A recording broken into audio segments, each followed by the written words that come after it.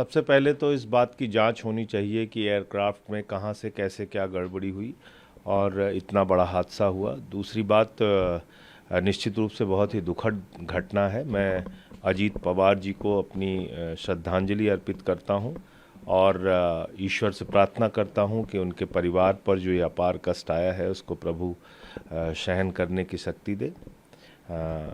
लेकिन इसकी जांच होनी चाहिए। देखिए, ये तो सरकारी भाषण होता है। हम सब लोग जानते हैं कि सरकार लिखकर महामहिम राष्ट्रपति जी को अपना भाषण देती है और वो उनके द्वारा पढ़ा जाता है।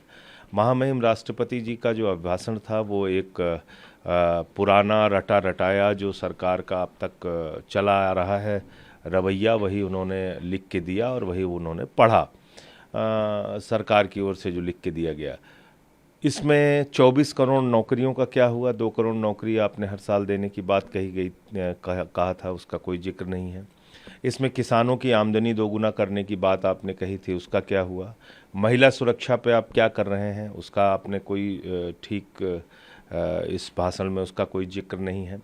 विदेश नीति के मामले में आप कहाँ खड़े हैं? कभी आपको ट्रंप धमका रहा है, कभी टैरिफ बढ़ाया जा रहा है, कभी चीन कहता है सक्सगाम में हम निर्माण करेंगे, कभी बांग्लादेश में हिंदुओं की हत्याएं हो रही हैं। इन सारे मसलों पे आप खामोश दिखते हैं, चुपचाप दिखते हैं। तो ये इस स्थिति से आप कैसे निपटेंगे? रुपया लगातार गिर रहा है, उससे आप कैसे निपटेंगे?